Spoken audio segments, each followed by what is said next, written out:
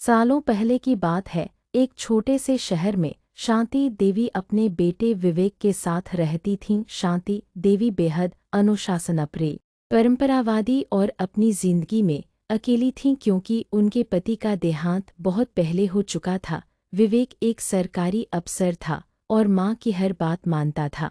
एक दिन विवेक की शादी आस्था से तय हो गई। आस्था शहर की एक पढ़ी लिखी, स्वतंत्र विचारों वाली लड़की थी। उसने सोचा था कि शादी के बाद सास के साथ दोस्ती जैसी बनाकर रखेगी, लेकिन हालात कुछ और ही निकले।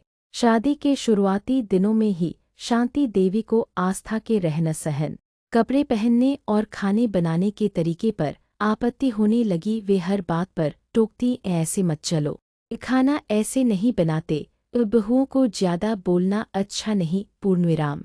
आस्था ने पहले बहुत समझदारी दिखाई, मुस्कराकर सब सहती रही, लेकिन धीरे धीरे उसके मन में भी गुस्सा और दूरी आने लगी। पति विवेक दोनों के बीच फंसा रहता, एक तरफ माँ, दूसरी तरफ पत्नी।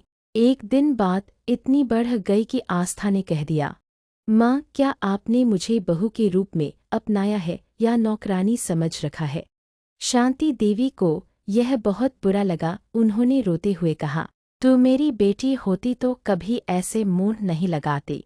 घर में चुप्पी छा गई। विवेक भी परेशान रहने लगा। धीरे धीरे दोनों और दूर हो गईं। आस्था अब घर के काम से भी कतराने लगी और शांति देवी को यह और बुरा लगने लगा।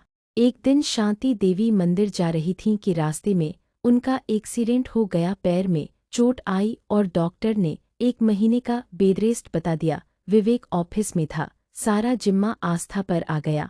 आस्था ने बिना कुछ कहे उनकी दवा, खाना, मालिश, यहाँ तक कि उनकी पसंद की किताबें भी लाकर दी। शांति देवी ने देखा कि वही बहू जिसे वो हमेशा गलत समझती रही, उनके लिए माँ जैसी सेवा कर रही थी। रात को शांति देवी ने आस्था का हाथ पकड़कर कहा, बहू, तू सच में मेरी बेटी जैसी है, मुझे माफ कर। मैंने तुझे कभी समझने की कोशिश ही नहीं की।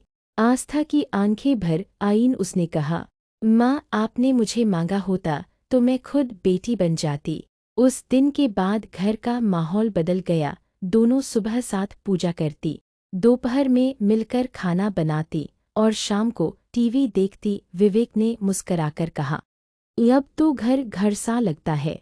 कुछ महीनों बाद आस्था माँ बनने वाली थी। शांति देवी ने पूरे मोहल्ले में मिठाई बांटी। अब वो हर जगह कहती, मेरी बहू नहीं, मेरी बेटी है आस्था।